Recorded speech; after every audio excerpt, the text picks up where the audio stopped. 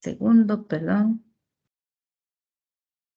Bueno, le vamos a dar la bienvenida al ingeniero Darwin Guillón Mata, quien es graduado en el año 2008 con el título de ingeniero geólogo de la Universidad Central de Venezuela, Caracas, Venezuela. Cuenta con más de 13 años de experiencia laboral en temas de diseño, ejecución y supervisión de proyectos geotécnicos, hidráulicos y ambientales, brindando apoyo técnico y comercial a profesionales involucrados en el área de la construcción e ingeniería en más de 11 países en Latinoamérica. Tiene conocimientos avanzados en diseño, supervisión, instalación de sistemas de Macaferri y el control de caída de rocas en taludes geotécnicamente inestables. Ha sido conferencista en seminarios y congresos internacionales en varios países de Latinoamérica y actualmente se desempeña en el cargo de coordinador de mercado MacRock para Latinoamérica. El ingeniero Darwin nos va a dar la charla denominada, perdón, Soluciones Macaferri para obras de ingeniería. Entonces, agradecemos al ingeniero por su colaboración y apoyo en estas actividades que amplían el conocimiento de los estudiantes. Y sin más preámbulos, le doy la palabra al ingeniero. Adelante, don Darwin. Gracias Laura por la invitación y bueno, los que están acá presentes también. Espero que hayan tomado cafecito, que no se vayan a dormir a la mitad de la presentación, por favor. Bueno, sí, como ya mencionaba, yo trabajo en Macaferri desde hace casi 14 años.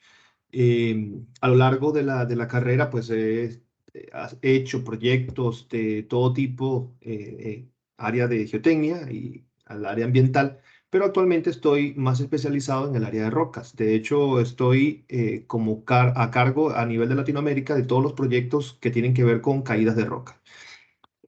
Hoy vamos a ver una presentación muy general de las cosas que hacemos, de las soluciones que tenemos, pero los voy a invitar que más adelante ya estamos ahí coordinando algo como una especie de curso, un curso técnico para el tema de caídas de rocas, donde vamos a ver algunos software, inclusive para que aprendan a usarlo, los que estén interesados, que puedan instalarlo, lo aprendan a usar y bueno, ya hablar un poco más a detalle del criterio de diseño, ¿no? De estas soluciones de caída de roca. Bueno, vamos a empezar la presentación. Como mencionaba Laura, vamos a hablar de soluciones de Macaferri para obras de ingeniería. Pero antes de hablar de ese tipo de soluciones que tenemos para obras de ingeniería, quiero contarles un poquito. Macaferri es una empresa que tiene más de 140 años de fundada. Inicialmente, Macaferri hacía estructuras en acero, puertas, ventanas, y es hasta 1870 por allí que hubo un desbordamiento en un río, el río Reno en Italia, y entonces Macaferri crea los primeros gaviones, ¿no? Que se conocen. Ni siquiera tenían la forma que hoy tienen, pero se hace una estructura para proteger este río de las inundaciones y bueno, ahí es donde nace las estructuras en gaviones y bueno, que ya posteriormente Macaferri hace una división geotécnica para dedicarse a esta área, ¿no? Los gaviones como tal, la palabra gavión, que significa jaula en italiano, básicamente son estructuras metálicas, como las conocemos hoy, que se llenan de piedra para hacer obra geotécnica. Ya vamos a ver un poquito a lo largo de la presentación. Pero para hablar un poco de geotecnia tenemos que irnos mucho más atrás, muchos años más atrás. Como todos saben, nuestro planeta está dividido por placas tectónicas, ¿verdad? En algunos lugares hay una actividad mucho más fuerte que otras. Estas placas tectónicas pues tienen choques, unas pasan por debajo de otra, otras se separan y eso es lo que causa el relieve que hoy nosotros tenemos. Proceso que dura millones de años en ocurrir, pero actualmente pues tenemos la consecuencia de esos movimientos que ha venido a lo largo de los años. Cuando nosotros nos enfocamos, por ejemplo, en Centroamérica, vemos un choque, y por eso la actividad volcánica que tenemos, vemos un choque entre la placa de Cocos y la placa Caribe, como se puede ver ahí. Y cuando nosotros hacemos proyectos de ingeniería, generalmente los factores de seguridad que tenemos que tomar en consideración van muy de la mano con factores de aceleración sísmica también. O sea, tenemos que considerar sismos en nuestros proyectos. Cuando vamos a proyectos que son ejecutados en Brasil, como lo pueden ver ahí, ven que es una gran placa tectónica, un país, bueno, todo un continente, por ejemplo, en una gran placa tectónica, y los proyectos generalmente no se carga con sismo. O sea, si haces una estructura, se le coloca muy bajo coeficiente de aceleración sísmica, a diferencia de acá en Centroamérica. Y esto tiene origen, pues, a la actividad tectónica que nosotros tenemos. Entonces, cuando ya nos enfocamos un poquito más, hacemos un zoom in a lo que está ocurriendo a nivel regional, vemos que estos movimientos de placas tectónicas a nivel mundial, pues, están generando también a su vez fallas. Y estas fallas se dividen en tres típicas fallas, que son las fallas normales o fallas directas, las fallas inversas y la falla de desgarre. Estos movimientos van a estar ocurriendo constantemente, obviamente por años, que a veces no lo percibimos, pero cuando hay una gran tensión, esta liberación de fallas, pues generan lo que nosotros conocemos como sismos, ¿verdad? Las montañas que hoy tenemos, pues también vienen producto de una serie de condiciones de fallas que hacen ese relieve que se eleve o hay depresiones. Muchas veces podemos inclusive determinar la localidad de una falla cuando vemos una vista aérea por ríos. Cuando vemos un río muy recto, tiene un trazado muy recto, generalmente puede indicar el trazado de una falla. ¿Okay? Bueno, son muchas las condiciones que tenemos que tomar en cuenta en geología para poderlo determinar, pero son algunas de las condiciones. Entonces, como hoy vamos a hablar de obras geotécnicas, voy a grosso modo a mencionar algunas de las roturas que podemos encontrar en taludes. ¿Y por qué en taludes? Porque precisamente pues, la presentación está enfocada a esas obras geotécnicas que tenemos que hacer producto de esa diferencia de relieve, que en algunos casos van a ser soluciones que podemos contener con muros, otras soluciones van a tener que ser para contener los taludes como tal. Entonces, o inclusive, a veces cuando tenemos suelos blandos, que tenemos que hacer reforzamientos de esos suelos, hay algunas técnicas que se aplican y unos materiales también que se aplican para hacer este tipo de obras de refuerzo. Entonces, aquí podemos ver, a grosso modo, algunas roturas que ocurren en los taludes. La rotura circular, tenemos rotura planar, rotura por cuña, rotura por vuelco, combinaciones, pérdida de soporte, erosión, flujo de detritos. Cuando vamos a hacer una obra de geotecnia, generalmente necesitamos conocer cuál es la condición en la que nos estamos enfrentando. Aquí tengo algunas imágenes, por ejemplo, en este caso, esta rotura global típica, ¿verdad? Aquí podemos ver una rotura planar, una foto de una falla en cuña, aquí por volcamiento. Esta foto que está aquí a la derecha es un proyecto que estamos haciendo actualmente de protección cortical, es decir, sostenimiento de la cara erosionada, digámoslo así, o inestable del talud. Ese proyecto es acá en Costa Rica, en Huachipelín de Escazú. Pero vean que aquí tenemos una rotura por pérdida de soporte. Son unas inimbritas columnares que a través del tiempo se van descompensando y se va erosionando el pie, digámoslo así, y esas columnas van cayendo, ¿no? Entonces, ¿qué pasa con ese tipo de estructuras que nosotros necesitamos sí o sí? Aquí pueden ver que hay un edificio al pie, ¿no? Sí o sí tenemos que contener todo ese volumen de rocas al talud. Y entonces las técnicas son un poco diferentes a las obras que se hacen con muros de gaviones, por ejemplo, muro de contención, ¿no? Entonces, dependiendo de la condición en la que estemos enfrentando, inclusive dependiendo de los espacios disponibles que tengamos al pie de un talud, podemos aplicar una técnica u otra. Aquí vemos otra vez otro tipo de rotura por procesos erosivos, por ejemplo, que tenemos combinaciones de rocas, grandes bloques de roca, envuelta en matriz de suelo y que por acción del agua, pues esta matriz de suelo se va erosionando y se van aflorando estos bloques de roca y por último llega el colapso, ¿no? Entonces, bueno, hace poco una vía acá en el país se cerró más o menos por una condición parecida y las técnicas que se tienen que aplicar allí pues son sostenimiento, control de erosión, canalizaciones de agua, que el agua es enemiga número uno de las obras geotécnicas. Entonces, ese es otro caso. Para lo que ya han visto en la parte de geotecnia, la red estereográfica, que saben más o menos cómo se utiliza, esta herramienta nos permite identificar muy fácilmente a qué nos estamos enfrentando. A ver, viene un geólogo, un geotecnista, hace los análisis en campo, determina con brújula lo que son buzamientos de esos taludes, de las fallas, de las diaclasas que tengamos. Eso ya se trae después a laboratorio, se hace todo un modelaje de esas fallas y ya después nos indica esta red estereográfica, que es una de las herramientas que utilizamos, qué tipo de falla nos estamos enfrentando. Ya después aquí calculamos volúmenes, cuál es el movimiento, cuál es la mejor solución para poder sostener esto, ¿no? Evidentemente hay algunas señas que nos dan los relieves para determinar si estamos en presencia de una zona inestable o no.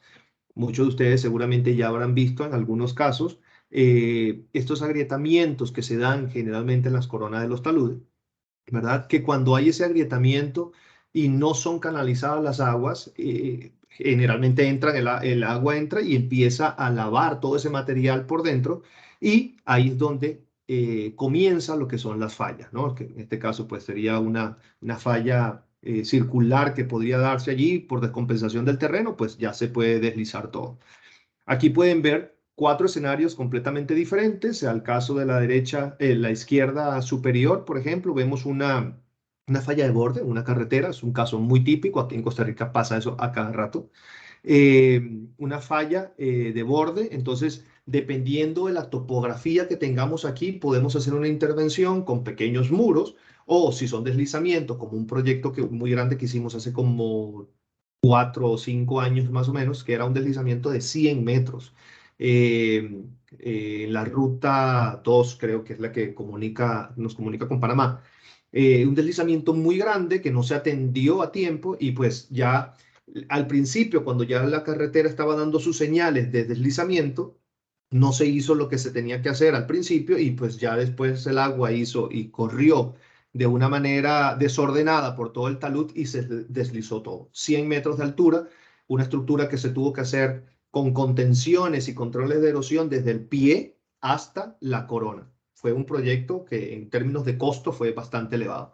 Si se hubiese atendido desde el principio, probablemente con un pequeño muro o un suelo reforzado, se hubiese ahorrado muchísimo dinero el gobierno para hacer ese tipo de estructura. Pero bueno, así es como funciona muchas veces en Latinoamérica. Hasta que no hay un deslizamiento, pérdidas humanas o pérdidas económicas, no se hace, digamos, no se atiende el proyecto, ¿no? A la derecha, en la parte superior, vemos un deslizamiento donde tenemos roca y suelo también, muy comunes en los taludes, donde tenemos combinaciones de estratigrafía. A la izquierda, en la parte inferior, vemos un deslizamiento ya un talud más en suelo, casas que están construidas en una zona de riesgo, pero evidentemente sin ningún tipo de control. Generalmente estas casas van lanzando el agua, ¿verdad? Y la misma correntía pues va erosionando el talud. Si no hay un control, pues eso se va erosionando al punto de que ya van perdiendo las cimentaciones de estas casas y pues bueno, el colapso. Y a la parte inferior derecha vemos un talud ya pues colapsado por bloques de gran tamaño. Evidentemente, cada uno de estos casos se atiende de una forma diferente. Por eso puse estas imágenes porque lo primero que tenemos que identificar es cuál es la solución, cuál es la problemática que estamos enfrentando para poder analizar, digamos, las características que tenemos en ese talud o en esa montaña, digamos, para poderlo solventar con una solución o con otra.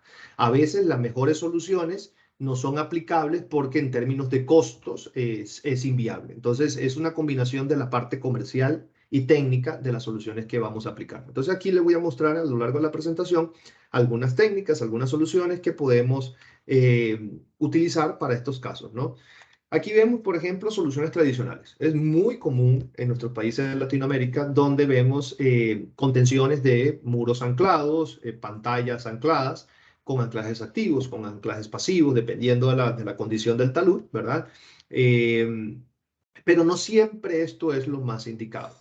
A veces no tenemos espacio, por ejemplo, vemos en la parte inferior izquierda, vemos un muro reforzado que no siempre tenemos el espacio suficiente para hacer la zapata del muro o para hacer la cola del refuerzo, digámoslo así. Entonces tenemos que hacer una contención del talud y a veces se aplican este tipo de soluciones, pantallas ancladas, con anclajes activos, anclajes pasivos. Pero esto, bueno, del punto de vista estético, cero, ¿verdad? No, no hay nada que ver allí. Pero a veces este tipo de soluciones presentan problemas como estos que ven acá. Por ser soluciones rígidas, cuando tenemos presencia de agua, que quizás a veces se hacen en estos taludes, se hacen sus controles de canalizaciones, digamos, control de agua, barbacanas o llorones, como le llamen, en cada uno de los países. Estos se saturan a veces. y el agua se empieza a acumular en la parte posterior de la estructura. Entonces, ¿qué pasa? Esa presión hidroestática hace que esas pantallas empiecen a colapsar. Y el problema es, con este tipo de estructuras, que cuando colapsan, colapsan de una vez. Por ser estructuras rígidas, el colapso es inminente. No como las estructuras flexibles, como las que nosotros promocionamos, que son estructuras con mallas, que tú puedes ver cómo va ocurriendo esa deformación y pues puedes hacer una intervención posterior. Aquí en este caso no. Aquí hubo un colapso o un agrietamiento de una pantalla de esta y por el mismo peso y la acción del agua, pues ya colapsa y no hay nada que hacer. Otras técnicas que se pueden aplicar también en los taludes es el terraceo, pero como todos saben, esto también induce a una pérdida de área a lo largo del talud. Entonces puedes estabilizar, sí, pero vas perdiendo área. Entonces, cuando hay este tipo de técnicas, por ejemplo, ven esas casitas que ven ahí en la imagen inferior derecha, cuando se aplican esas técnicas tienes que hacer muchos muros también de contención, ¿no? Para poder generar esas terrazas. Entonces, es un poco más complicado. Aquí vemos una imagen de prácticamente todas las soluciones que tiene Macaferri. Les voy a explicar, déjenme ver el puntero por aquí. Aquí pueden ver, vamos por la parte derecha, aquí vemos un talud, aquí ven una especie de malla o manta, geomanta, que le llamamos nosotros, de color negro, que ahora es verde por un tema estético, que se colocan en los taludes con ciertas características. O sea, este tipo de mantas se colocan en taludes no mayores a 45 grados. ¿Ok? ¿Para qué se hace este tipo de aplicación? Cuando tenemos taludes que están desnudos o por un corte, el agua empieza a lavarlo y ese sedimento va a caer en alguna cuenca y por ende va a haber sedimentación que va a causar probablemente una inundación aguas abajo. Entonces, por eso es tan importante controlar la erosión de los taludes. Y también porque esa erosión puede generar cárcavas y al mismo tiempo descompensación de la parte superior del terreno. Y si tenemos una vía, pues ahí es donde ocurren las fallas de borde, los deslizamientos y todo lo demás. Entonces, para unos casos específicos donde las pendientes son menores, inclusive a los 45 grados, se usan las mantas. Son mantas reforzadas, básicamente para un talud estable, pero que me va a permitir que el agua de lluvia, el mismo viento, no erosione ese talud hasta que crezca la vegetación. Una vez que crece la vegetación, estas plantas se van a entrelazar entre ese manto y no ha pasado nada. Simplemente el manto va a proteger el talud en el proceso de crecimiento de la vegetación. Evidentemente, para este tipo de casos también hay que hacer canalizaciones en la parte superior y en la parte inferior del talud para evitar que el agua empiece a percolar a lo largo de ella y erosione por debajo inclusive de la manta. ¿Ok? Entonces es un caso muy típico de baja resistencia, son materiales de bajísima resistencia, a lo sumo 7 kilonewton de resistencia a tracción, que se colocan para ese tipo de condiciones. Ya nos vamos a la derecha, por ejemplo, a la izquierda, perdón, a la imagen de la izquierda, donde ya tenemos taludes de mayor tamaño, mayor inclinación, que inclusive tenemos rocas o combinaciones de roca y suelo. Entonces ya los mantos no van a ser mantos tradicionales sintéticos, sino que vamos a tener mantos con la inclusión de mallas que se producen en el mismo momento. En planta se produce el manto y la malla. E incluso tenemos un material que tiene 3 elementos, manto, malla y cables longitudinalmente para casos de mayor exigencia estructural. Aquí pueden ver una malla, ¿verdad? En un talud rocoso. No se ve muy bien, no se aprecia muy bien, pero aquí se ven como una especie de malla con postes, y estos son barreras dinámicas, ya van a ver unas imágenes más adelante de la presentación, que es cuando no podemos intervenir el talud, entonces podemos hacer este tipo de estructura para esperar, digámoslo así, la venida de una roca o de una masa de suelo. ¿Okay? Ese es otro tipo de estructura. Vemos muros de gaviones, acá en esta parte inferior o interna, digamos, de una estructura de pavimento, vemos unas especie de franjas blancas. Esas franjas son unos drenajes que se hincan en el suelo para drenar todo el agua que podamos tener allí y darle una mayor capacidad portante al suelo. Generalmente este tipo de mantas, de geosintéticos, perdón, van combinados con un sistema de drenaje para obviamente sacar todo el agua de acá e incluso con unas geomallas, que son unas geomallas de refuerzo. Para que tengan una idea, por ejemplo, las mallas que nosotros usamos para los gaviones, esa malla metálica que usamos para gaviones, tiene una resistencia a tracción, cuando hacemos cuando alamos esa malla, ese alambre como tal, tiene una resistencia a tracción de 53 kilonewton aproximadamente. Eso geosintético que vemos acá, esto que vemos acá, aquí negrito, pueden llegar hasta 600 kilonewton, inclusive mucho más resistencia que el acero. Entonces, dependiendo de las características que tenga nuestro pavimento, podemos usar este tipo de geomallas. Incluso nos permite hacer reducciones de espesores del pavimento. O sea, porque cuando hacemos espesores en pavimento muy anchos, muy grandes, es para tratar de disipar un poco la carga o distribuir mejor la carga, ¿verdad? Que vamos a tener en la parte superior. Cuando ya incluimos este tipo de geosintéticos, ya podemos trabajar con espesores menores porque él va a resistir a la deformación, ¿ok? Y también tengo un ejemplo gráfico de ese funcionamiento. Aquí vemos también algunas escaleras disipadores que las podemos hacer con gaviones, canalizaciones con un tipo de gavión que le llamamos colchón reno, que generalmente tiene como 30 centímetros máximo de espesor, pero prácticamente es como un colchón, ¿no? Son 2 metros de ancho por 4 o 5 metros de largo y se coloca en el revestimiento de talud para permitir pues el paso del agua, pero impedir la erosión de esos canales. Aquí pueden ver una estructura que es ya en concreto. Esos son suelos reforzados. Bueno, aquí en el país hemos hecho muchos proyectos, por ejemplo, en City Mall, ese acceso fue hecho con el MacForce, que es uno de los sistemas que tenemos nosotros, son como escamas de concreto con unas cintas sintéticas que van ancladas al suelo y es lo que nos da resistencia ante la deformación de esas estructuras. ¿Ok? Pero el paramento, digamos, es en concreto, a diferencia de los sistemas en suelo reforzado, como el que vemos aquí, ya van a ver una foto también con mejor calidad, que es una cara en gaviones, solo que el ancho de esa estructura siempre tiene 1 metro, pero están rellenas de gaviones. Son mallas metálicas con algunos refuerzos metálicos, pero están llenos de gaviones. Bueno, pasando un poco más adelante, de las estructuras, aquí vemos algunas imágenes, los que le mencionaba anteriormente, ¿no? El suelo reforzado, a diferencia del muro de gaviones, siempre tiene, por lo menos en el material que nosotros tenemos, siempre tiene 1 metro de ancho. Van a ver un poco más adelante que a diferencia del el muro de contención, el muro de contención tiene que ser lo suficientemente pesado y robusto para contener el relleno que tenemos detrás. En el caso del suelo reforzado es diferente.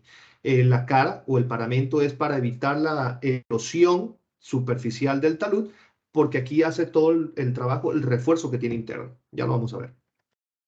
Bueno, aquí vemos algunas geomallas, como les mencionaba, estas geomallas son hilos de polipropileno o de poliéster que están revestidos, ¿verdad? Para, digamos, para protegerlo de lo que es la abrasión o el impacto que podamos tener cuando estamos haciendo el relleno y la maquinaria esté pasando, pero eso nos da una gran resistencia a la deformación.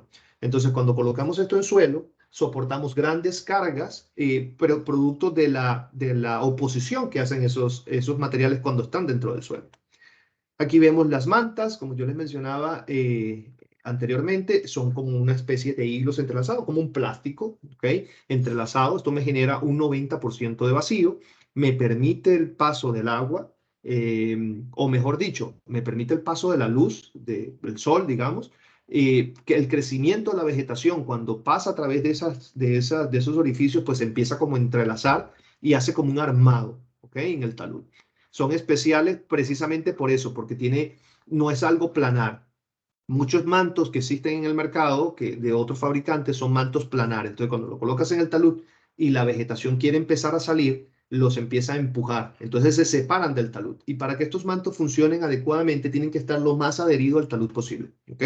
Porque si no, el agua igual entra y empieza a lavar todo el material del talud y eso al final queda, digamos, depositado al pie y esa deposición de materiales empieza a alar el manto y al final de cuentas lo rasga. Entonces, por eso es importante que el manto esté lo más adherido al talud para que pueda funcionar bien el control de erosión.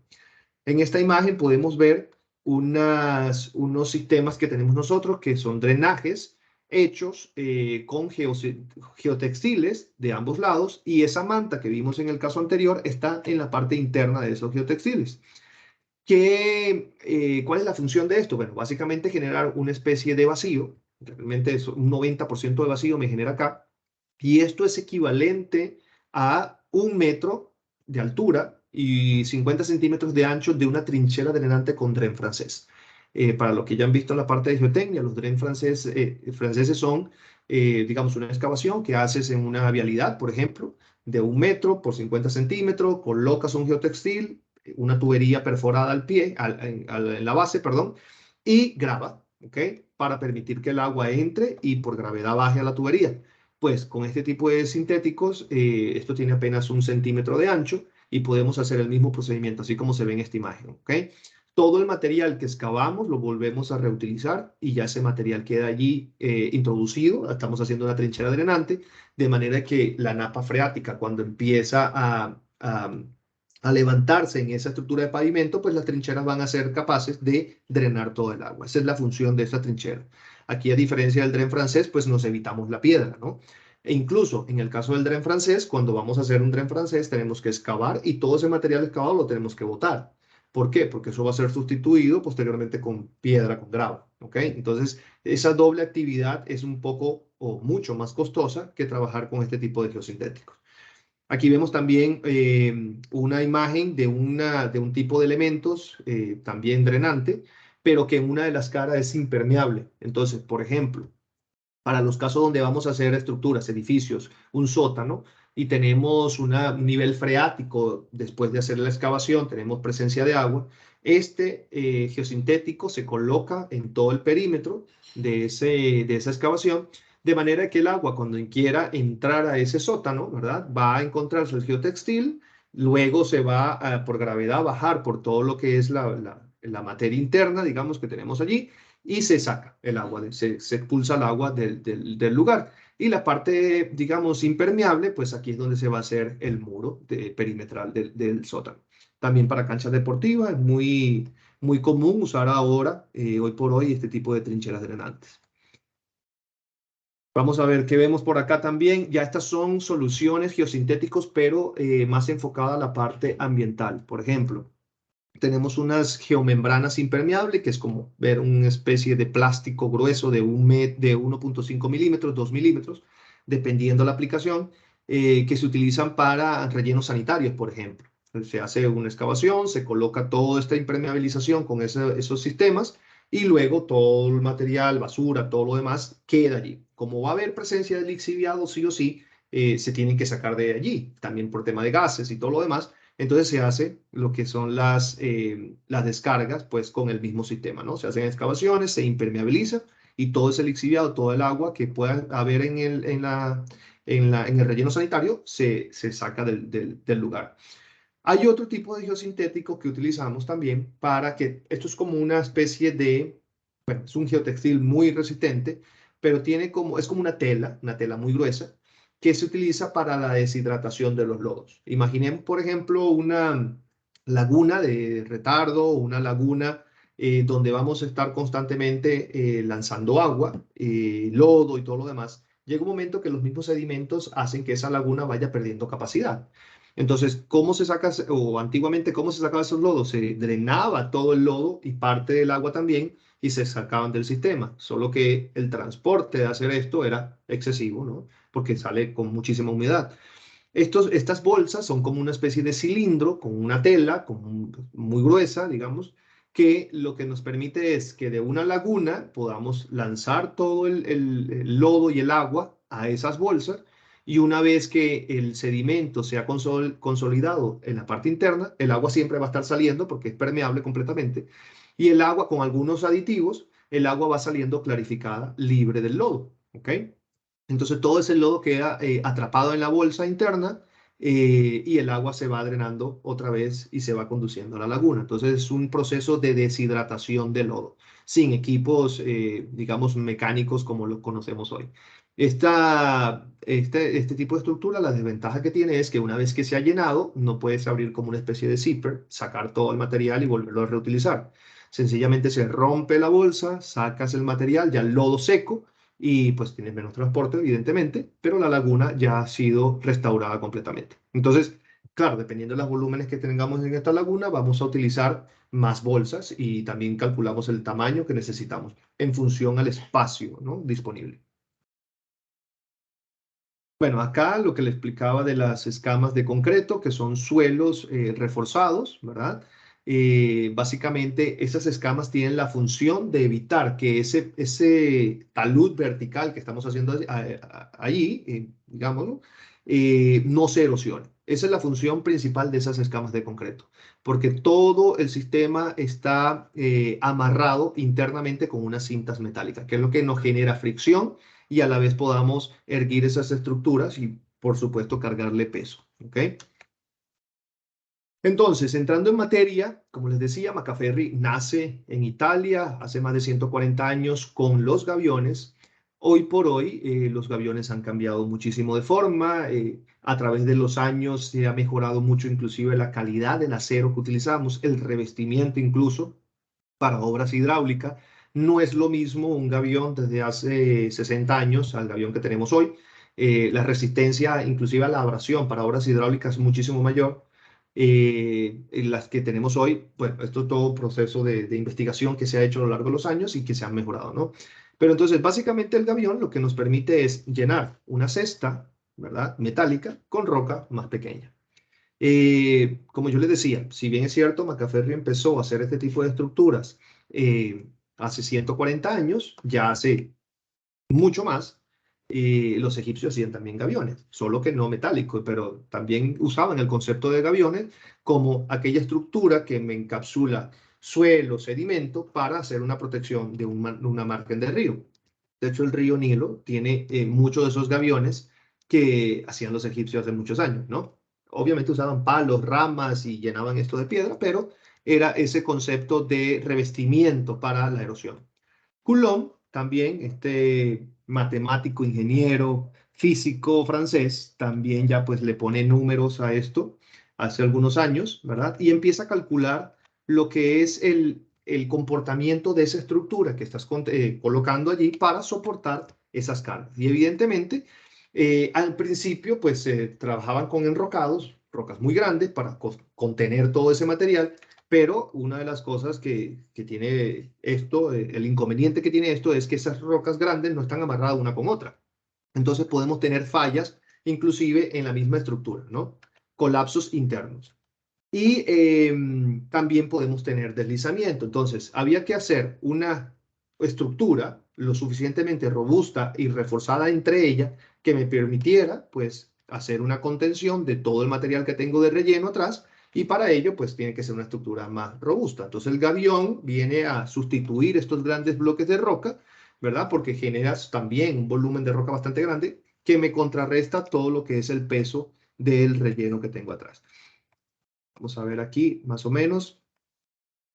Bueno, a diferencia de los pobres egipcios que tenían que mover bloques de gran tamaño, pues hoy por hoy podemos romper estas rocas, hacerlas más pequeñas y estas cestas metálicas llenarlas con roca. Si hacemos una pausa para la guerra, también otra de las aplicaciones de los de aviones fueron aplicaciones militares. Los militares también hacían sus trincheras con este tipo de gaviones, como los egipcios, por ejemplo, cestas con ramas, con palos y llenaban de piedra y arena, pues para evitar las balas enemigas, ¿no? Entonces, las aplicaciones del gavión, pues viene desde muchísimo antes de que Macaferri trabajara con el gavión metálico como hoy lo conocemos. ¿Okay? Aquí vemos algunas imágenes de algunas estructuras de gavión. Hoy por hoy, el gavión viene siendo fabricado con una malla hexagonal por su forma, de doble torsión, por esos nudos que se ven allí, que nos permiten tener una mayor resistencia a la deformación, ¿verdad? Con un elemento mucho más fino. De hecho, si se rompe un hilo, por la misma forma de la doble torsión, permite que el material no se deshaga por completo, ¿ok? Porque las torsiones de los otros elementos empiezan a trabajar. Aquí hay un ensayo que hizo Macaferri. Este fue un ensayo que hizo en Brasil para determinar la resistencia que tienen los gaviones a las deformaciones en función del calibre del alambre que se usa. Entonces, hoy por hoy tenemos tres tipos de alambre, de grosor. Uno que es el de 2.4 milímetros, que tiene una resistencia de 34 kilonewton y unas deformaciones muy bajas. 2.7 milímetros y 3 milímetros. Obviamente, mientras más grueso es el alambre que usamos en el gavión, más resistencia va a tener. ¿Y para qué hay diferencias en los calibres de los alambres? Bueno, porque obviamente no todas las estructuras de gaviones son iguales. Podemos tener un muro residencial de 3 metros o de 2 metros, que no requiere tanta resistencia estructural, a diferencia de un muro que tenga, no sé, 14, 15 metros para una falla de borde en una carretera. Evidentemente las cargas son mucho mayores, entonces la resistencia que tiene que tener, que debe tener ese gavión, tiene que ser mucho mayor. Hoy nosotros contamos inclusive con manuales de instalación de los gaviones que nos indican cuál es la mejor forma de construirlo. De hecho, Costa Rica, de todas las filiales de Macaferri, es una de las filiales donde mejor se construye el gavión. O sea, el acabado de la estructura de gavión como tal, lo que nosotros vemos, tiene un mejor acabado acá que en muchos países que he visitado que han hecho estructuras como esa. Y no es solamente por la tipo de piedra que se utiliza, sino por la técnica que se aplica, ¿no? Entonces aquí vemos muros, por ejemplo, como se ve acá, muy parejos, ¿ok? Toda esa estructura es una estructura monolítica porque cada cesta está unida a la de abajo, a la de arriba, a la de al lado, entonces todo funciona como un todo. Esa es la ventaja del gavión. Incluso cuando tenemos deformaciones por exceso de agua, quizás una gran lluvia, no fue considerado esto, el gavión se puede deformar, pero a diferencia de la estructura metálica, perdón, en concreto, avisa, por ejemplo, cuando hay una deformación por exceso de carga, se va deformando y te da tiempo de hacer una intervención. ¿Okay? Aquí vemos otras aplicaciones también de los muros de gaviones para obras hidráulicas. Aquí vemos algunos espigones. Los espigones, por ejemplo, como vemos acá, son estructuras que se utilizan para generar o restituir una margen que fue erosionada. El espigón básicamente lo que va a hacer es que cuando tengamos la marea llena y baja, me va arrastrando sedimento en esas cápsulas que estoy haciendo de espigones. Entonces voy restituyendo nuevamente lo que es la margen. Es una técnica muy aplicada. De hecho, uno de los ingenieros de Macaferri tiene el primer manual que se hizo a nivel mundial de espigones. Es un libro que tenemos en la oficina. Para las personas que estén interesadas, pues podemos hacer la entrega de este libro.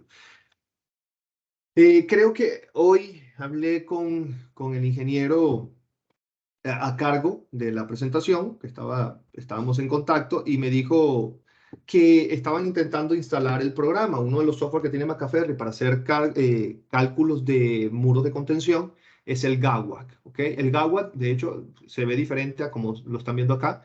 Ya ha sufrido una modificación, ya toma en cuenta algunas consideraciones, inclusive en el diseño, toma algunas consideraciones de resistencia y de vida útil de la pieza del gavión como tal.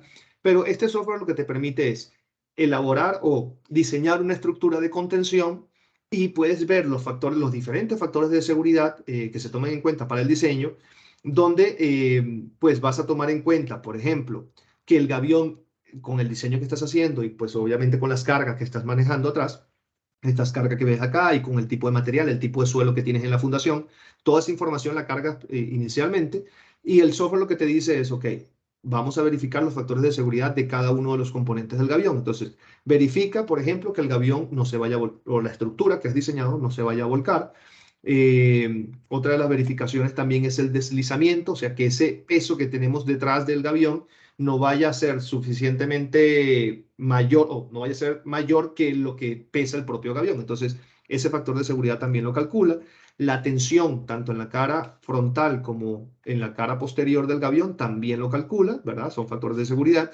Incluso el deslizamiento entre pieza y pieza también es otra falla. La falla interna entre gaviones también lo calcula. Y lo que es la falla global, ¿ok?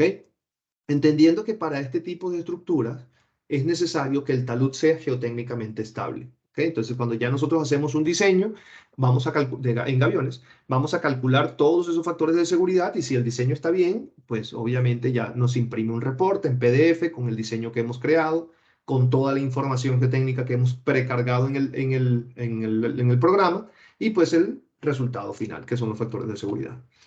A diferencia de los gaviones, ya entrando en suelo reforzado, vean, por ejemplo, quédense con esta imagen. Aquí este es un gavión como una forma piramidal, ¿ok? Pero a medida que nosotros vamos creciendo en altura, esa base va siendo mayor. Y generalmente el porcentaje es, la base es un 70% de la altura, ¿ok? Por ahí podemos hacer algunas reducciones dependiendo de las características generales del talud o del proyecto como tal, pero esa es la regla general. la base, 70% de la altura. Entonces vamos a tener una pirámide de piedra lo suficientemente grande si vamos a hacer una estructura de 10 metros, ¿ok? Estamos hablando de que la base va a arrancar de 7 metros y a cada metro vamos a ir reduciendo ese espesor a 50 centímetros. Generalmente es lo que se reduce. Entonces tendríamos 7, 6,50, 6, 5,50 y cuando te das cuenta tienes un volumen gigantesco de piedra. Cuando ya los volúmenes, o perdón, las alturas son mayores a los 6 metros, empezamos a trabajar con suelo reforzado. Es más económico y mucho más rápido de construir. ¿Cómo funciona el suelo reforzado? Bueno, básicamente, como su nombre lo indica, es reforzar el suelo para soportar cargas puntuales, verticales o distribuidas, ¿verdad? Y evitar que el suelo se deforme horizontalmente. ¿Ok? Es un ejemplo, lo podemos ver acá en este vaso. Aquí pueden ver un vaso con arena normal. Se le coloca el vaso encima y pues obviamente no soporta esa carga y el vaso o la estructura de arena como tal colapsa. Entonces lo que hicimos fue para simular el suelo reforzado fue colocar como en las bolsitas donde viene el limón, unas 3 mallitas, 3 niveles de mallitas para amarrar el suelo, ¿no? Aquí lo pueden ver. No se ve mucho, no se aprecia mucho, pero este es uno de los niveles de malla que se colocó. Una mallita transparente ahí, blanca. Y vean cómo cuando les volvemos a cargar el mismo peso, ya cuando tiene la estructura reforzada, ya soporta toda la carga, ¿no? Ahora bien, ¿qué pasa con todo este material que está erosionado acá? Porque ese material, pues, no puede quedar ahí verticalmente, ¿no? Entonces, ahí es cuando entra en juego el Terramed System, o el Terramed, el sistema que tenemos nosotros, que es la cara frontal de gavión, que solamente tiene 1 metro de ancho. Y eso es precisamente para evitar que este material que está en la parte externa de ese relleno se erosione. Entonces, aquí quien hace todo el trabajo son las geomallas. Ahí pueden ver los niveles de geomallas simulados acá. ¿Ok? Y así es como funciona el suelo reforzado. ¿Por qué? Porque todo el material granular de ese relleno está entrando en estos cuadritos, digámoslo así. Entonces, cuando aplicamos una carga vertical, ese relleno quiere extenderse horizontalmente. Y eso es lo que me impide, o la geomalla lo que hace es impedir que ese movimiento ocurra. ¿Ok? O puede ocurrir, pero en menor medida. Entonces, por eso puede soportar mucha más carga. Aquí pueden ver, como les decía, la cara frontal es básicamente ver un gavión, solo que tiene una cola que sobresale, ¿verdad? Generalmente tiene 4 metros de largo. Yo les mencionaba que la relación entre base y altura, por lo general, son 70%. De manera que si tenemos una estructura en suelo reforzado de 10 metros, en gaviones serían 7 metros de cestas de gavión y vamos reduciendo a cada 60 centímetros, a cada metro 50 centímetros, perdón. En este caso no, aquí tendríamos siempre 1 metro de ancho, pero la cola, como viene de fábrica de 4 metros de longitud nada más, lo combinamos con las geomallas. Es decir, antes de colocar esta pieza en el relleno ya compactado, ¿verdad? Con sus características, pues, que nos indica el diseño, colocamos esta geomalla. La colocamos extendida con la longitud que indica el proyecto. Pueden ser 7 metros, ¿ok? Luego de tener extendida esa geomalla, colocamos la pieza encima y vamos rellenando. Una vez que rellenamos la cara frontal del gavión, como ven acá, empezamos a colocarle relleno, suelo de relleno, ¿ok? En capas de 25 centímetros se va compactando y al llegar al metro volvemos a hacer el mismo procedimiento. Geomallas, otra vez se coloca la pieza, se llena de piedra y vamos colocando suelo en capas de 25 centímetros. Así, nosotros hemos logrado erguir estructuras de hasta 40 metros de altura, ¿ok? Con este sistema. Evidentemente, para 40 metros de altura, la longitud de refuerzo es bastante alta. Bueno, bastante larga, digamos. Y a veces se combina con bermas también, ¿no? Para controlar un poco lo que son las cargas puntuales que podamos tener en la cara frontal. Entonces, a veces tenemos una estructura de 10 metros, nos corremos, hacemos una berma de 10 o 5 metros y luego hacemos la otra estructura. Obviamente, esto va a depender si tenemos espacio suficiente para hacer todo este movimiento, ¿no? Si no, tenemos que aplicar otras técnicas. Pero así es como generalmente se trabaja. Bueno, aquí vemos la parte de lo que es el Terramed System. Como les digo, es una cola metálica que se utiliza acá. ¿Para qué nosotros usamos suelo reforzado? Bueno, básicamente pues, los criterios son cuando queremos una estabilidad global, mayor capacidad de soporte y recalque diferencial. Aquí ven una línea punteada roja, ¿verdad? Que me está simulando una geomalla. Vamos a ponerle aquí una imagen de lo que es el software, uno de los software que tenemos nosotros que se llama MaxStar. El MaxStar es un software de diseño que puedes calcular estabilidad de taludes. Pero en el mismo software tenemos algunos elementos como el gavión, los geosintéticos ya están cargados allí, lo que es el Terra System, esa estructura que acaban de ver, están precargadas allí. Entonces yo lo primero que hago es, primero, bueno, obviamente si tengo los datos del suelo, un estudio de suelo me indica, bueno, aquí tengo, no sé, arenisca, aquí tengo, no sé, lutita, aquí tengo, qué sé yo, cualquier material, las características geotécnicas del material que nos pide el programa van a ser. Eh, perdón, yo decía arenisca, lutita, esos son rocas. Aquí sería como un material granular, no sé qué, entonces nos pide el programa para poder cargar la información de suelo, nos va a pedir la cohesión, el peso específico y el ángulo de fricción de cada uno de esos materiales, ¿ok?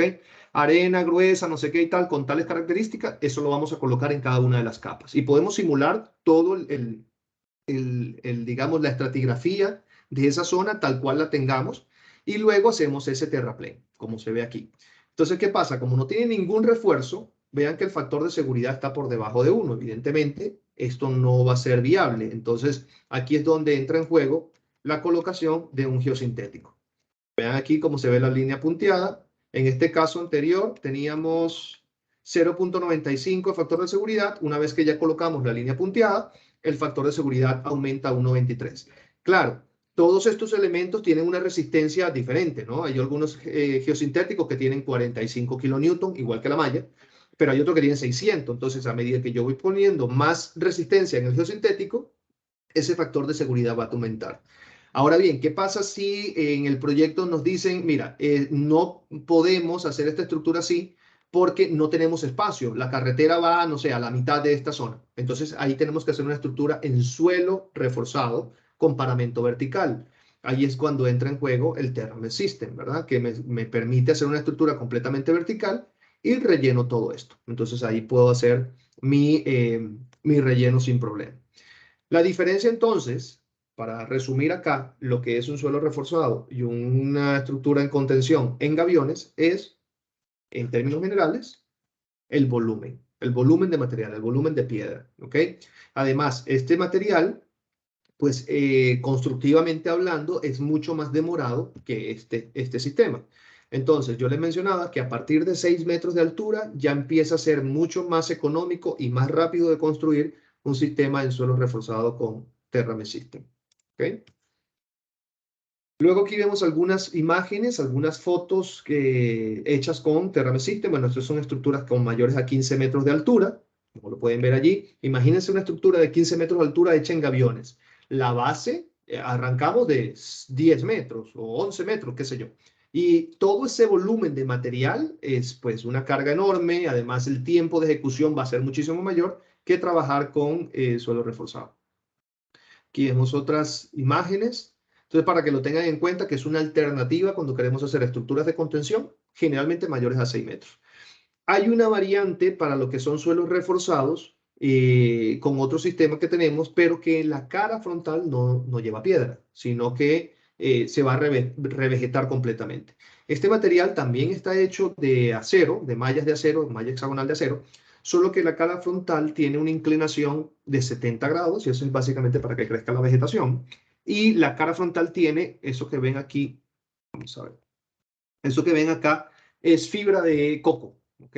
Bueno, ahorita estamos trabajando más con geosintéticos. Va en la cara frontal de la estructura. Entonces, ¿puedo hacer un suelo reforzado igual? O sea, colocamos suelo acá, vamos compactando hasta llegar, este tiene 61 centímetros de altura. Al llegar a los 61 centímetros, colocamos la siguiente pieza y seguimos compactando. ¿Ok? La cara frontal, como tiene ese geosintético, me permite que crezca la vegetación a través de él. Entonces, es como que si no hubieses hecho ninguna intervención. Haces una estructura reforzada, pero no se ve la intervención. Esto fue una obra en Venezuela que tenía 32 metros de altura, un deslizamiento grande, entonces se partió de un gavión, luego un control de erosión en este pequeño talud, y luego ya se colocó esta pieza, perdón, Esta pieza que ven acá es esta estructura que ven aquí de 11 metros de altura. Se hizo una gran berma y luego se colocó la siguiente estructura hasta llegar a la parte superior, que era una falla de borde muy grande que estaba comprometiendo algunas casas inclusive ahí en la zona. ¿Okay? Entonces fue una estructura de 32 metros, si mal no recuerdo, que se levantó desde la parte inferior del deslizamiento a la parte alta. Aquí ven cómo queda la cara frontal del talud una vez que hemos trabajado con el suelo reforzado verde. Vean aquí, por ejemplo, esta es una pista en Italia de la Fórmula 1, que hubo un deslizamiento y entonces obviamente por temas de cámaras y por estética no se quería hacer un muro en concreto armado, ni se quería inclusive hacer en gaviones, entonces se propuso en suelo reforzado verde. Y vean que aquí no se ve absolutamente nada. Este es otro suelo reforzado, un poquito más pequeño, pero vean cómo queda el paramento frontal, ¿no? Completamente vegetado. Llega un momento que ya eso no se ve ninguna intervención. Por último, tenemos lo que son las soluciones para caídas de roca, que es digamos, la opción que yo más manejo, que ahorita me dedico. En los proyectos de Latinoamérica, vean aquí, por ejemplo, estas imágenes. Ya les voy a poner el video. Pero, ¿qué pasa? La caída de roca, pues evidentemente, y ustedes acá en Costa Rica lo ven a diario, en la 27, ¿verdad? Deslizamiento, caídas de rocas y un montón de problemas que no se terminan de solucionar. ¿Por qué? Porque generalmente lo que se coloca no es lo suficientemente, digamos, reforzado para la problemática que se tiene. Aquí hay que considerar un montón de cosas: el agua, la erosión, la altura, la disposición disponible de la base de ese talud. Y las técnicas son completamente diferentes. No se puede aplicar como una receta de cocina lo que me funcionó aquí. Ah, bueno, vamos a hacer concreto lanzado. Y entonces en el otro talud vamos a hacer también concreto lanzado. Eso no funciona así. Pues obviamente todos los taludes, tú puedes tener una estratigrafía cruzada y en 10 metros te cambia completamente las características geotécnicas del talud. Entonces no puedes decir, bueno, aquí pongo concreto lanzado y 1 kilómetro para allá a todos esos taludes le pongo concreto lanzado. Así no funciona. Entonces es importante que cada uno de los taludes se analicen de forma independiente. Así podemos optimizar más. Aquí podemos ver inestabilidades pequeñas que puede pasar en la 27 en una zona, bueno, pequeños bloques de roca que se deslizan. O tenemos caídas de grandes bloques. O podemos tener colapsos e inestabilidades profundas. Entonces, si no tenemos la radiografía de lo que está pasando en el talud, es imposible que podamos poner una solución que controle realmente el problema. Entonces, ¿qué es lo que hacemos nosotros? Generalmente vemos un talud, ¿verdad? Tenemos una condición de talud y ese talud lo dividimos en tres. Una parte que es la zona de desprendimiento, donde se vienen esas rocas, donde se viene el deslizamiento. Una zona que es la zona de transición, que no siempre se tiene la zona de transición. A veces tenemos esa zona de desprendimiento y a la par tenemos la zona de impacto, que es lo que queremos proteger. Una escuela, la vialidad. Entonces tenemos el talud y la vialidad a la par. Entonces, dependiendo de la característica de ese perfil, digamos, que tenemos disponible, vamos a aplicar una técnica u otra. Algunos de los sistemas, y esto lo vamos a mencionar a más profundidad en el curso que vamos a estar organizando más adelante, los criterios de diseño y todo lo demás, pero algunas de las soluciones que tenemos disponibles son sistemas activos, no porque trabajamos con anclajes activos, sino porque se interviene el talud desde la fuente, o sea, las rocas y el desprendimiento se atiende desde la fuente. Y los sistemas pasivos, que no impedimos el desprendimiento de los bloques, sino que lo esperamos en algún punto en la zona de transición. ¿Ok? Cuando tenemos espacio suficiente, podemos hacer este tipo de estructura. Aquí, por ejemplo, vemos las barreras dinámicas, son estructuras metálicas que están compuestas con postes y mallas de acero, que me permiten ser instalada en cualquier condición del talud. Podemos instalarla inclusive horizontalmente en un talud, pero, como les decía, no vamos a impedir que el bloque se desprenda, pero sí lo podemos esperar. Evidentemente, esto hay que calcularlo. ¿Cómo se calcula? Bueno, vamos al sitio, vemos la topografía, sacamos un perfil de las condiciones más desfavorables, por donde pueden venir los bloques de roca, todo un análisis. Vemos los tamaños que tenemos de esos bloques de roca y luego vemos y analizamos con un programa externo a Macaferri que se llama Rockfall, que es de Rock Science. Analizamos la trayectoria de esos bloques. ¿Qué nos va a decir el programa? Bueno, ok, estos bloques que estamos considerando me van a producir una energía de 1000 kilojoules. y van a tener un rebote en tal punto de tal altura. Entonces, en función a esas características, vamos a diseñar la altura de la barrera, la energía de la barrera y la posición también. ¿Okay? Entonces, es todo un diseño previo. En las barreras estáticas, perdón, que es la que vemos aquí a la derecha, a diferencia de las dinámicas, tenemos una limitante, que es la zona donde la vamos a colocar.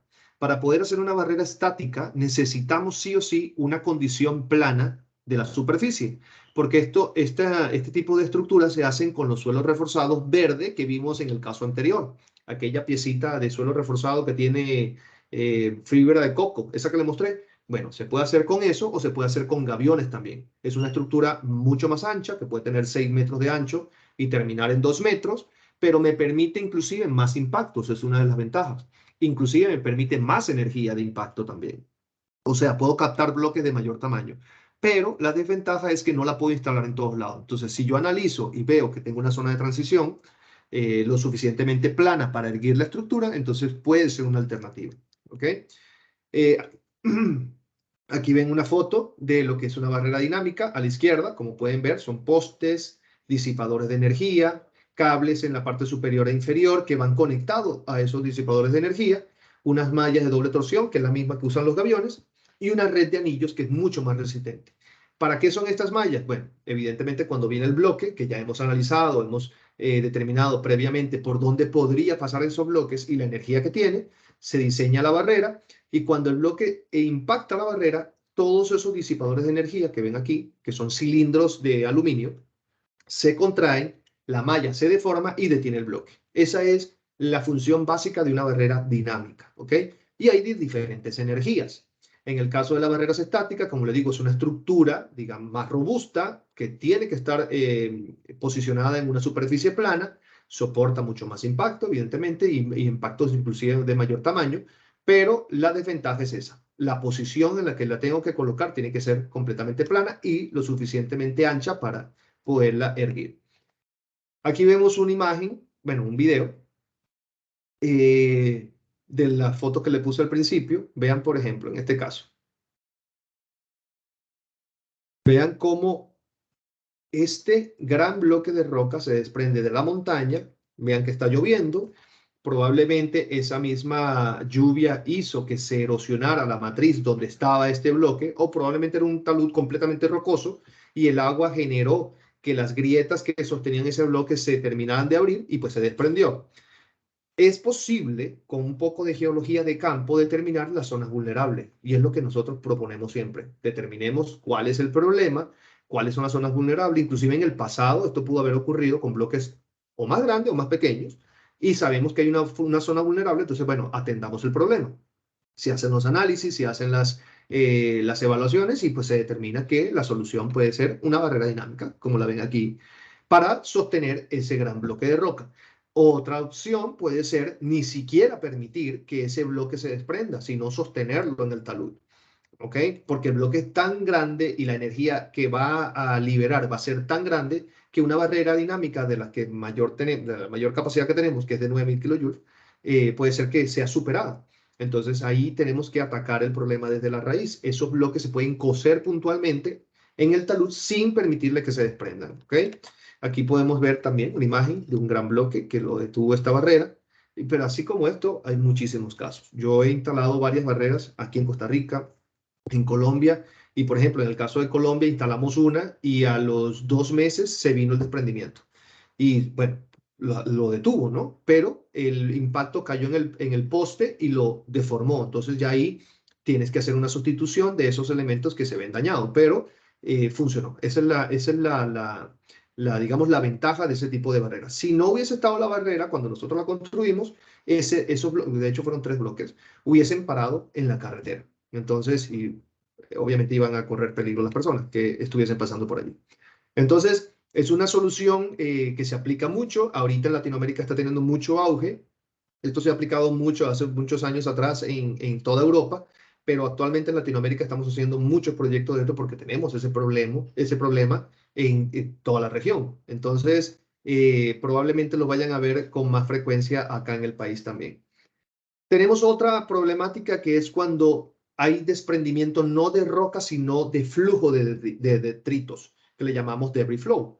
Es cuando tenemos un canal y de ese canal se desprenden árboles, roca, suelo, lodo, todo viene bajando por ese canal con gran velocidad. Entonces aquí trabajamos con unas barreras que le llamamos barreras de flujo de detritos.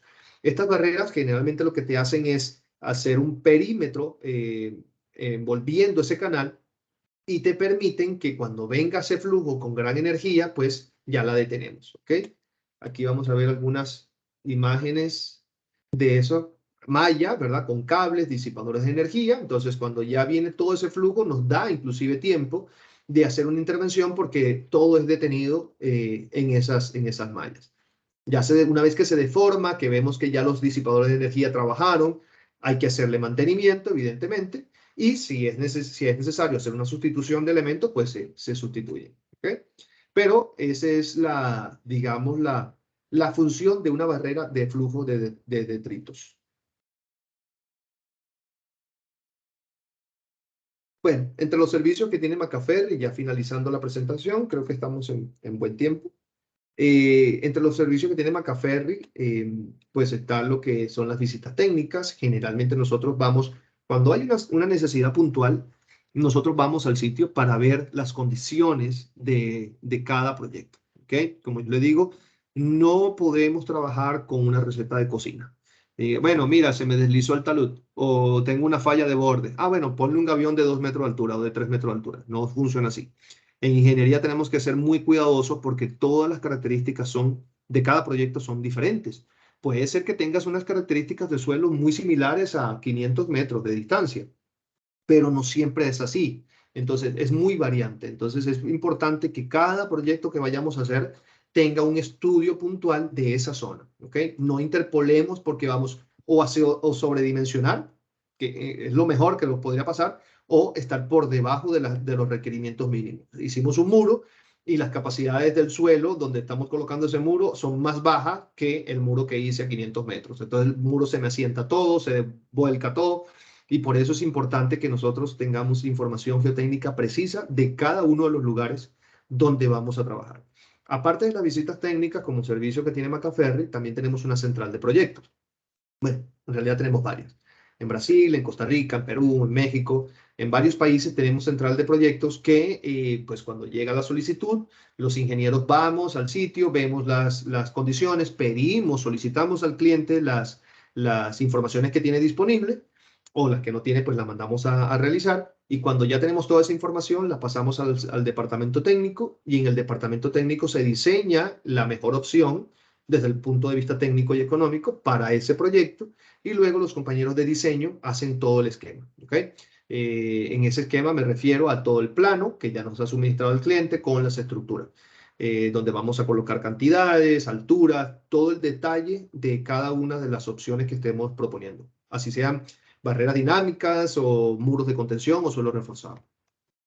Nosotros tenemos actualmente, solamente puse 3 aquí, pero tenemos muchos más, software disponible para que se pueden descargar de la página nuestra para lo que son diseños. En este caso, por ejemplo, estoy mostrando lo que es el MaxStar para diseños de taludes.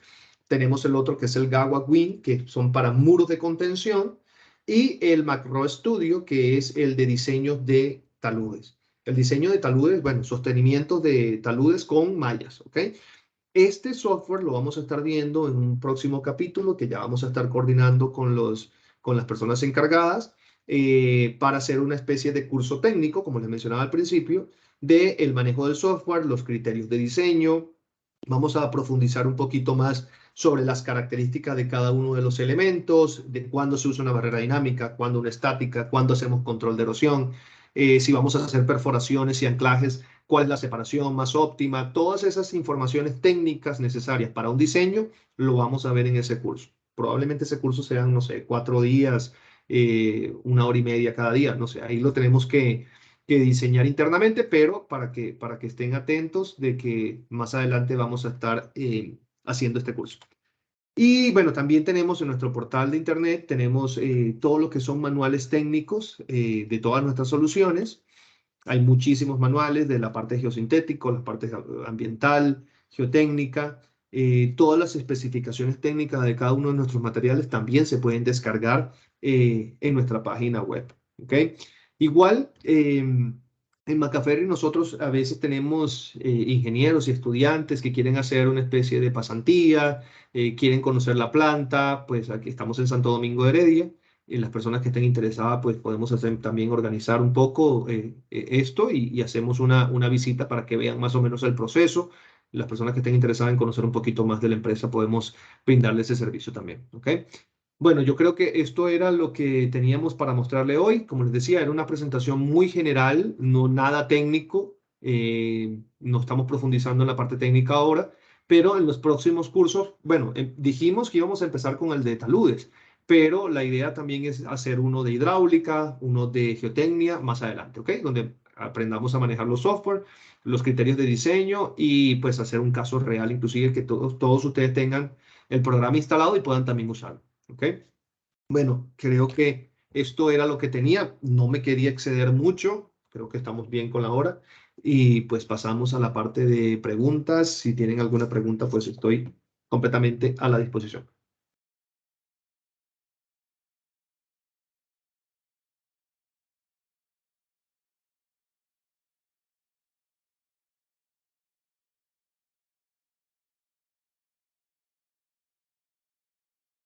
Muchas gracias, ingeniero Darwin Guillón, por la colaboración y por la presentación tan clara y tan interesante realmente.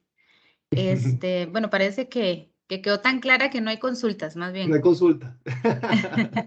Qué bueno, qué bueno. Sí, no. No, no, excelente. Y yo creo que los estudiantes quedaron ansiosos más bien de ver cuándo va a ser el curso Ok. para llevarlo, porque realmente resulta interesante toda la información que nos diste. No, no, no, perfecto, perfecto. Ahí nos ponemos de acuerdo nosotros, internamente vamos viendo qué fechas podemos hacer. Inclusive tengo algunos compañeros de Perú y Brasil que me pueden apoyar con el curso. Y bueno, porque son temas diferentes, ¿verdad? Y para que no vean siempre la misma cara, es importante. No, Y excelente. entonces, bueno, ahí lo vamos coordinando y vamos coordinando la fecha y bueno, vamos a estar a disposición. Ahí está mi correo electrónico. Las personas que estén interesadas, que tengan alguna duda, algún requerimiento en particular, pueden escribirme por ahí también. ¿Ok? Perfecto. No, muchísimas gracias. Yo nada más voy a robarle un momentito la pantalla para, Ah, ok, perfecto. bueno, ya concluir el agradecimiento. Bueno, ahí está Ajá. el certificado de parte de la Universidad Fidelitas y específicamente en la carrera de Ingeniería Civil. Le agradecemos su participación en la charla. Agradecemos todos los conceptos que brindó a todos los estudiantes, que les permite aumentar el conocimiento para un adecuado ejercicio profesional, que eso es lo que buscamos en la carrera. Entonces, de verdad, muy agradecidos con su apoyo y bueno, el certificado se lo vamos a estar compartiendo vía correo electrónico. Ok. Entonces, de verdad, muchísimas gracias por la colaboración. Y bueno, a los estudiantes también, muchas gracias y todos los que nos acompañaron, muchas gracias por estar y participar. Y los invitamos nada más ahí a robarme un momentito el minuto para invitarlos ahora a las 7:30. Tenemos otra charla con la arquitecta Germania Aburto que habla sobre techos verdes. Entonces, igual si gustan también ingresar a esa charla, aquí en el chat de esta reunión va a estar. Entonces, nuevamente, don Darwin, muchísimas gracias, de verdad, y esperamos Bueno, volverlo a ver en próximas presentaciones y charlas. claro que sí. Cuente conmigo. Chao, chao. Que pasen buenas Hasta tardes. luego. Gracias, Hasta igual. luego.